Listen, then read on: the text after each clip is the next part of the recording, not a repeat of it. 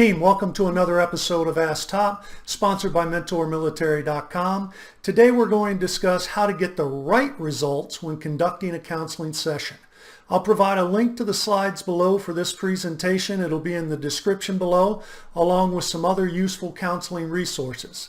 This video is going to be a little bit longer than my average presentation, but I encourage you to stick around because we cover a lot of lessons learned that I learned over the past 27 years. Trust me, these are key points of information a caring and professional leader needs to know. It doesn't matter what type of counseling you are conducting, you need to begin with the end in mind. What are the results you want to achieve? What actions will benefit and develop the soldier?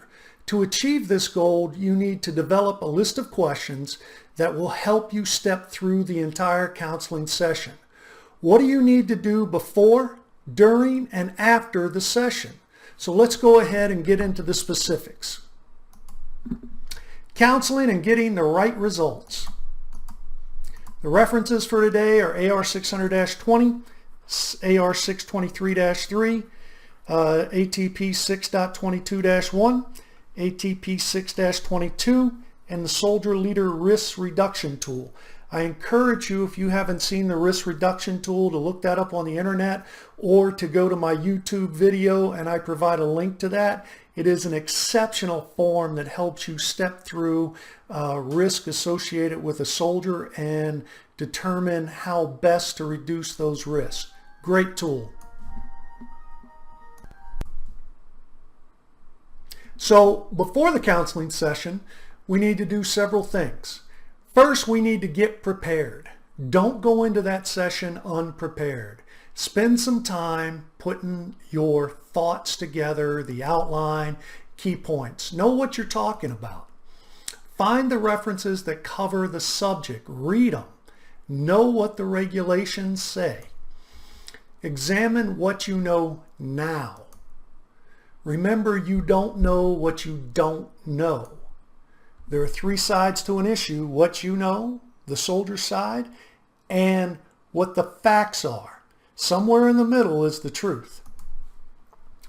You have less than 50% of the information going into this session. Make sure you do some active listening and you're asking the right questions. Design questions to seek out information you don't know. Set aside any perceptions you may have. Set aside any emotions you have concerning this issue. If you are emotional, don't counsel until you've calmed down. Do not allow outside pressures to drive your counseling session. What do I mean by this? Maybe the first sergeant and commander are really upset and you're doing this counseling and maybe they already have a perception of what they think should be happening. Don't let that influence you. Look for the facts. Stay focused. Be open-minded. Do not decide upon your course of action before the session. You don't have a complete picture yet. Now, what behavior is driving this session? What's going on? What is the objective of the counseling session? What is the result you are trying to achieve? How do you plan to achieve your goals and objectives for this counseling session? What do you know about the soldier personally and professionally? You know, you got to build the trust and rapport with the soldier. When they trust you, they're going to be more open to you and tell you what's going on. So know and care about that soldier. Let them know you're approachable. Is the behavior out of the norm for the soldier? Is this usually a highly performing soldier that now is not performing well? Well, that's a key indicator you need to look into. What facts do you know at this time? Make a list of those facts. Are you prepared to handle how the soldier may respond to the counseling session? Some soldiers may not take this well. They may be emotional. They may be rebellious. How are you going to handle those things? You can think about potential plans of action, but don't decide upon one. So you can lay out 3 or 4 courses of action based on potential things you learned during the counseling session, and you might be able to tweak those, but will allow you to think through the process of a plan of action. Don't decide upon one, and once the counseling's over, you can go through those plans of action and tweak them as necessary. Understand the unintended consequences of your actions and your potential plans of action. How are they going to impact the soldier, your other soldiers, your unit, the Army? Resolve the issue at the lowest appropriate level. If it calls for corrective training, don't immediately jump to UCMJ. What are the consequences if you use non-punitive measures or UCMJ and or both? What questions will you ask to try and get to the root cause of the issue? Are there other factors that could be causing this behavior? Is there a personal issue, a professional issue, medical issue, soldier being hazed? What's going on behind the scenes? Is this a time-sensitive matter? Does it require immediate action, or can you take time to reflect on it before counseling the soldier? This may be something that really needs to be taken care of now. If that's the case, don't wait. Get the soldier help, counsel later. Are there other individuals involved in this issue? Hey, if you're getting value out of this, reach down and hit the subscribe button. We take a lot of time to try and put together some meaningful tools and presentations, and leave us a comment about what you think about this presentation and or a subject you'd like to hear about in the future. Here's some counseling tools that you can look at that may assist you. They're available on mentormilitary.com. Counselor's the flagship product. It has mentoring advice, specific questions to ask before, during, and after the counseling, and regulation extracts. Has over 250 counselings. Here's the Counsel Quick series, which is cheaper than the Counselor, and the book The Mentor, that has over 50 counseling statements in it, or 50 counseling statements in it, excuse me. So see the description below for links to those products, and we're going to continue with questions. If others are involved, do you need to speak with them first? What was their role in the issue? What facts do you know concerning their involvement? Do you believe this issue might require referral to an outside agency? If so, is it urgent? Speak with the chain of command to determine if it should be executed prior to the counseling session. The goal is to ensure the soldier gets the help they need right away if the issue is urgent. If it's urgent, the counseling session can wait. The next thing you're going to do is draft the 4856. So you're going to make an outline. What questions do you plan to ask the soldier? Draft the 4856 based on the information you have at the time. This draft is not shown to the soldier. You use it as a guide for the session along with your outline. Gives you a baseline that you can adjust during or after the counseling session. So basically, you put together a lot of the baseline information that you know at the time, and it's easy to tweak that based on the information you gain during the session. Once you've made adjustments to the 4856 based on the counseling session, you can provide that form to the soldier for review, comment, and discussion. So let's talk about the purpose of the session. What should be entered in the purpose section? The facts you know, how you became aware of it, and the references that cover the issue. Here I've said disobeying an order. You failed to report to the motor pool as directed. This is in violation of Article 92, and then it would continue with any other relevant information concerning the purpose. So questions to ask during the counseling session. Ask open-ended questions. Questions that are designed to discover the root cause of the issue. Questions designed to get the soldier to share their side of the story. Key is to get them to open up, to trust you. Have that rapport. Make sure you're approachable. Who was involved? What happened? When did it happen? Where did it happen? Why did it happen? How did it happen? Those are key issues you need to think through. So what could have been done differently to prevent the issue?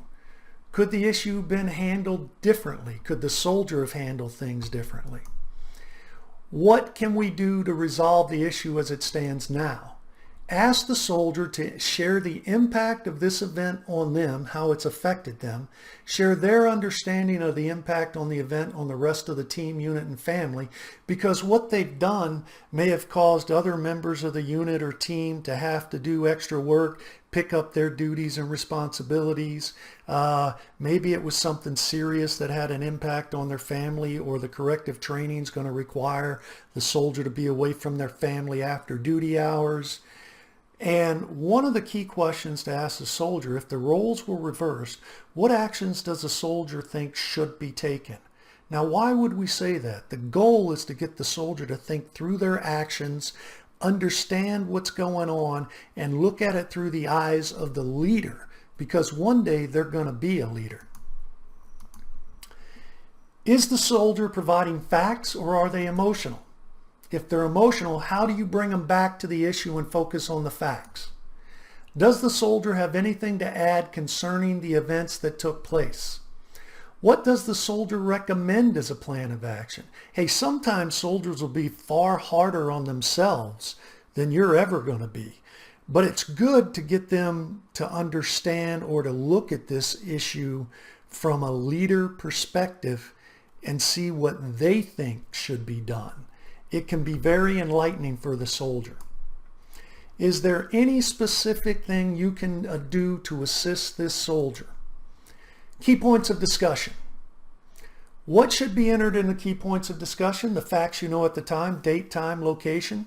Magic statement, if you're going to have a negative counseling, you're going to talk to them about potential separation actions. The impact it had on soldiers, section, or unit, potential consequences of the soldier's actions, and proper procedures, if any, to follow. Here's my example. Specialist Smith, on 25 September 2020, it was brought to my attention that you failed to follow an order to report to the motor pool at 1300 hours to conduct motor stables. This is in violation of Article 92.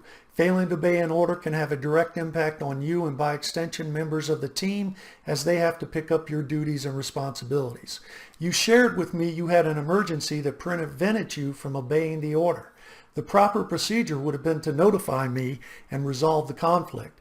I must now consider how to handle this issue.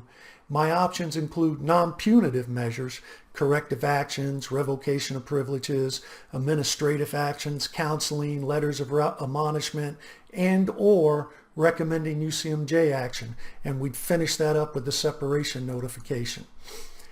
Now, many of you have seen me use this slide before, the person behind the soldier. I use it frequently because I believe it's incredibly important. It was enlightening to me. It was shared with me by another Sergeant Major, Mark Hurricane Halliburton. And let me walk through this with you. Depending on the type of counseling, you may be asking where they're from. This would be for like an initial or reception integration. What do they enjoy? What issues are they facing? What challenges have they overcome in the past?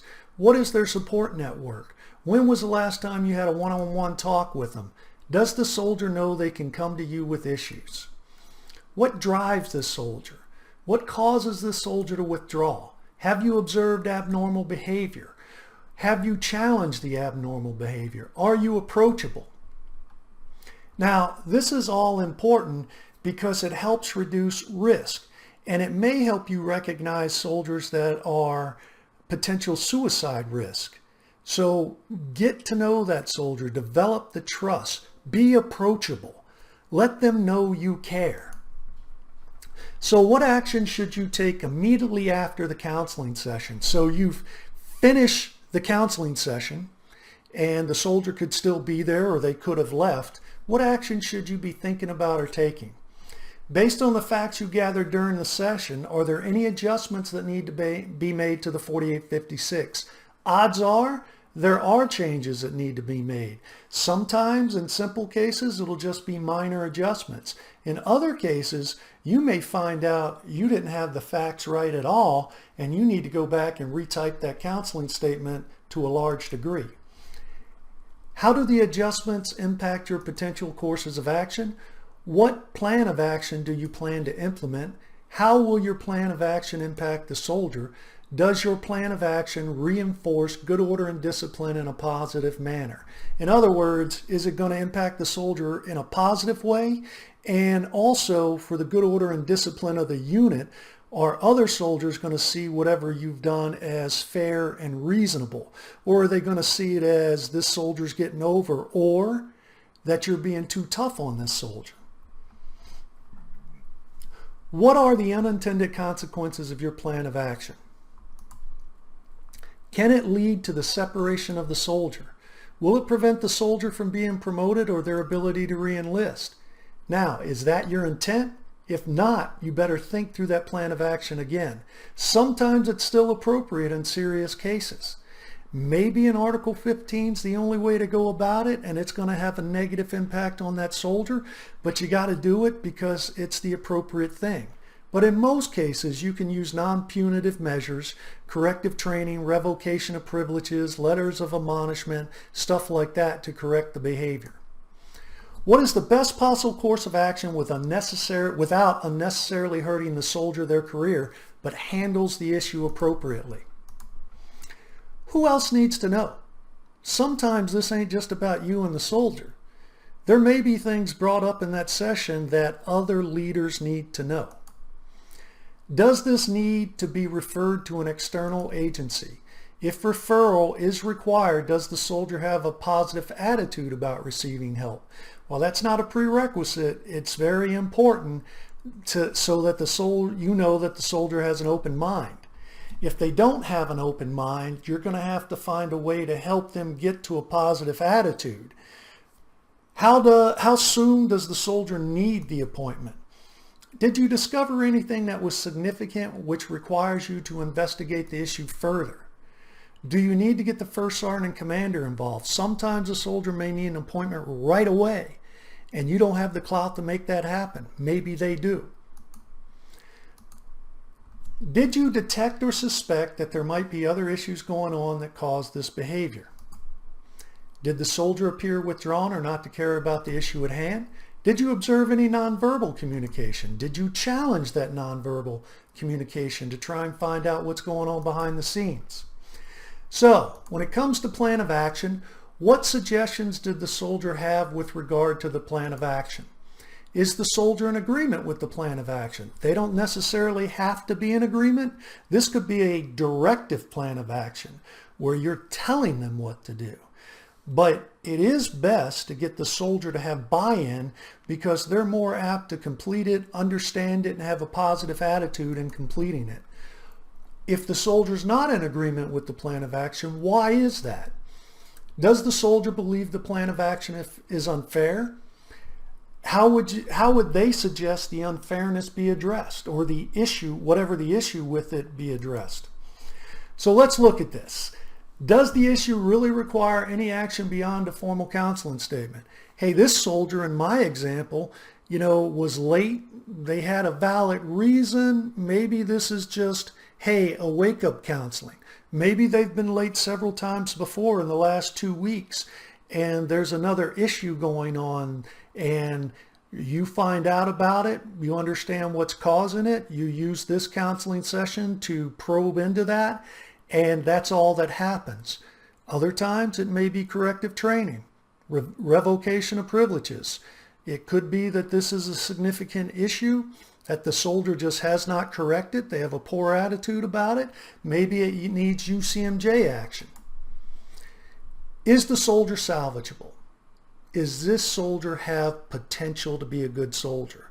Now, you may be upset with this soldier now, but when you look beyond this issue and maybe some issues in the past, is this soldier really got what it takes? Can you mentor them, coach them, and shape them so that they are salvageable?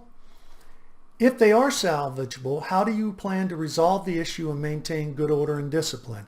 In other words, properly correct the soldier and make sure everyone else sees that they were treated fairly and the action that you take addressed the issue. Was the soldier's suggestion for the plan of action more severe than your proposed plan of action? If it was, it gives you an indication that they're taking this seriously.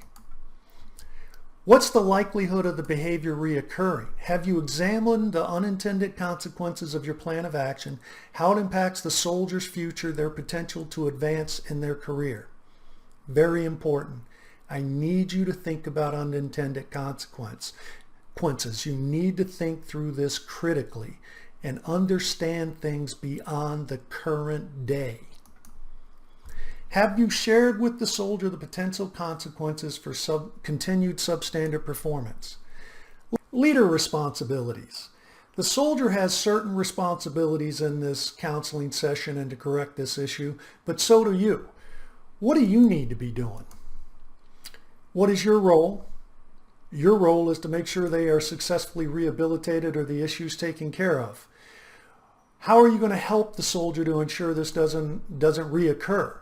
Do you need to make a referral appointment? What is your follow-up plan with regard to the referral appointment? Observe the soldier for any signs of unusual or concerning behavior. Address any behavioral concerns. Encourage the soldier to maintain a positive attitude.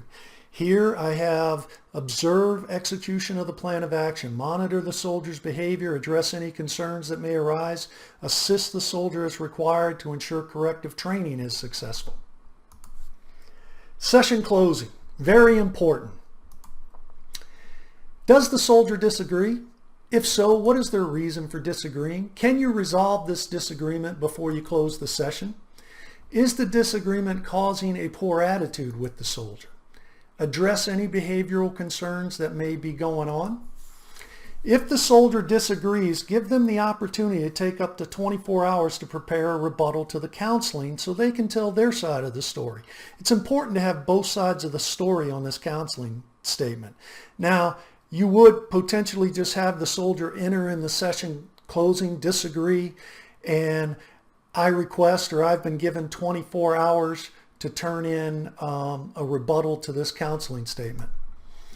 As you close the session, let the soldier know you care about them and their future.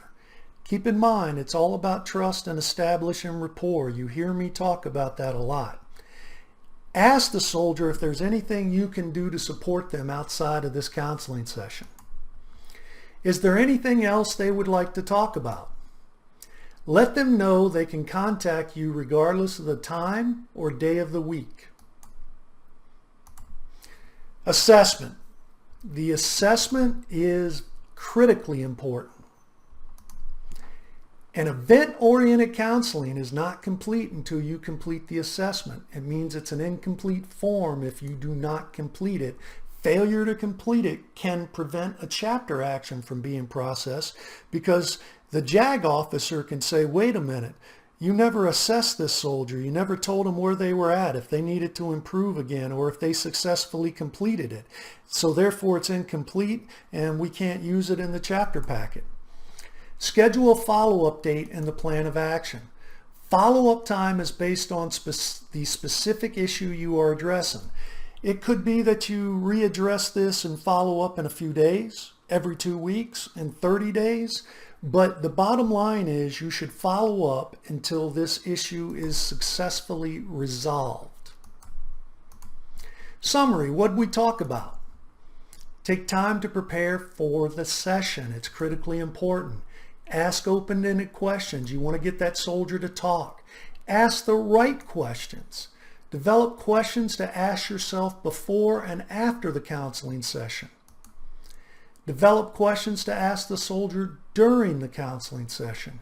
It's critically important you do this before you have the counseling session, because you're going to think of things in your quiet time that you would not necessarily have thought about if you went in unprepared. Prepare your draft counseling. Do not provide it to the soldier. Adjust your draft counseling after the counseling session. This is the one you're going to give to the soldier. Refer the soldier as necessary. Show the soldier you care. We've gone through a lot of information. Hopefully you found this information useful. Follow up until the issue is resolved. And hey, if you found value in our conversation today, follow us on Facebook at AskTop and at Mentor Military. Please subscribe to this YouTube channel and tell us what you thought of today's episode and what you'd like to hear about in the future. Hey, if you need any professional development products, go to mentormilitary.com. They got just about anything you're looking for, from administrative stuff, evaluation stuff, counseling, tactical techniques, procedures. They got it all. And if you're interested in becoming an author, reach out and touch base with me. My contact information's in the description below, and we can chat about that. Until next time, stay safe and stay healthy.